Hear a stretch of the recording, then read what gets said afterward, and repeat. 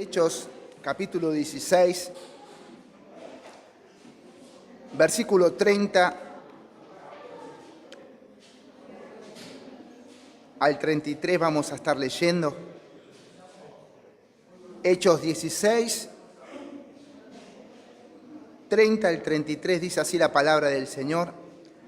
Y sacándolos, les dijo: Señores, ¿qué debo hacer para ser salvo? Ellos le dijeron: cree en el Señor Jesucristo y serás salvo tú y tu casa. Y le hablaron la palabra del Señor a él y a todos los que estaban en su casa.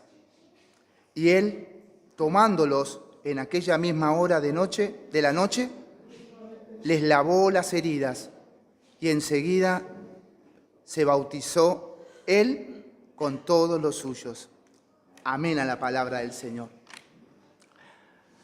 Vemos, tome su ubicación, amada iglesia.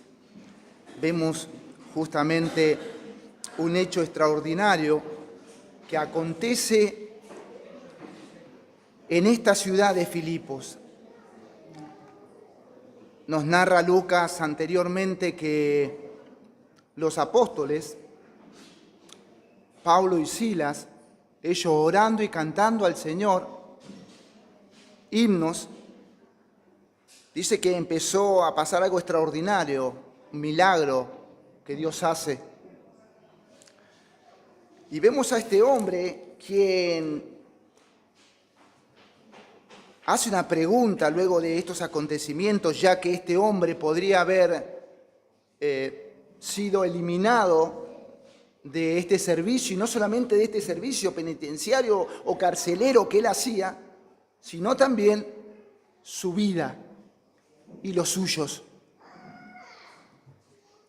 Vemos a Pablo y a Silas con todos los presos que estaban en ese lugar, que lo estaba reteniendo, lo estaban cuidando para que ninguno se vaya.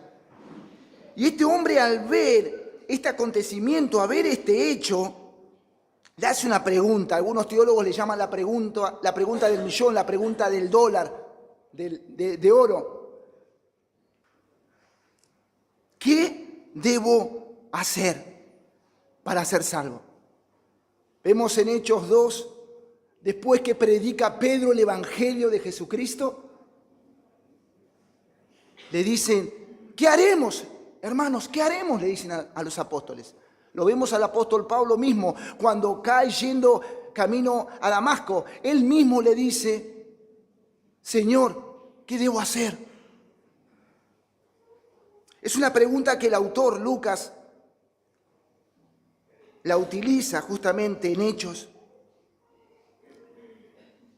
Este hombre quería saber, el carcelero de Filipo, ¿qué se debe hacer para ser salvo?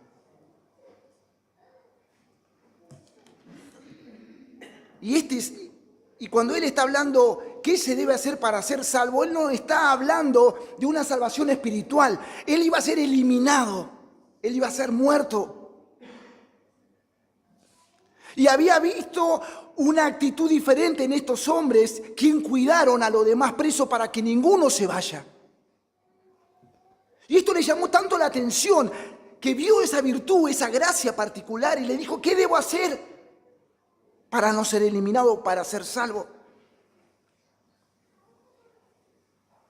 ¿Será que él podía ser salvo por su propia fuerza? ¿Será que este hombre o el ser humano tendría la capacidad de salvarse por sí mismo? Y que algún hombre en particular tenga algo que digamos, unas palabras por ahí, una oración particular, y ¿será que eso me hace salvo? Vemos en la Escritura que no es así. Ahora la respuesta de Pablo y Silas fue: cree en el Señor Jesucristo y serás salvo. Cree en el Señor Jesucristo y serás salvo. Y ahí no termina la bendición para este hombre. Ahí no termina el antes y el después para este carcelero y los suyos, sino que dice el mismo texto que hemos leído, que el apóstol Pablo y Silas van a la casa y le hablan el Evangelio, le hablan la palabra, le predican de Jesucristo. Y ahí llegaría la salvación, donde este hombre creería totalmente en un Cristo resucitado, en un Cristo que había muerto, en un Cristo que había obedecido, en un Cristo que tomó nuestro lugar y que el tercer día resucitó. Dice el versículo 32, y le hablaron la palabra del Señor, aquí equivalente al Evangelio. Le hablaron el Evangelio de Jesucristo. Le hablaron que hubo un hombre llamado Jesús que nació de una virgen, según la Escritura. De un hombre llamado Jesús que vivió una vida santa y obediente, y una muerte de cruz, por manos de inicuos, por manos de pecadores, y que tomó nuestro lugar. No solamente ahora el carcelero ve gracia y misericordia en hombres que guardan su vida natural, sino ahora Pablo le va a mostrar la protección más gigante, más extensa, más sobresaliente, que es el Cristo que tomó nuestro lugar. Pablo lo cuida a este hombre, por decir así, su vida física, guardando a los que estaban allí, siendo responsables con los que estaban allí.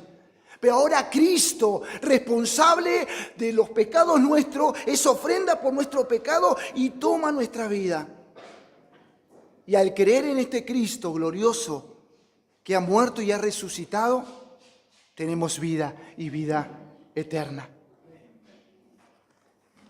Y como siempre se enseña en el seminario y desde este púlpito, nosotros no tenemos poder para salvar a nadie.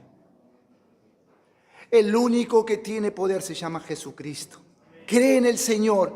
Amigo, amiga, que estás por primera, segunda vez, tercera vez, meses, y no te puedes someter, tomar tu cruz y decirle no al sistema y sí a Cristo. Hoy es el día. Tengamos una palabra de oración. Padre, muchas gracias por tu palabra. Rogamos que tú como soberano sigas salvando a los tuyos, Dios,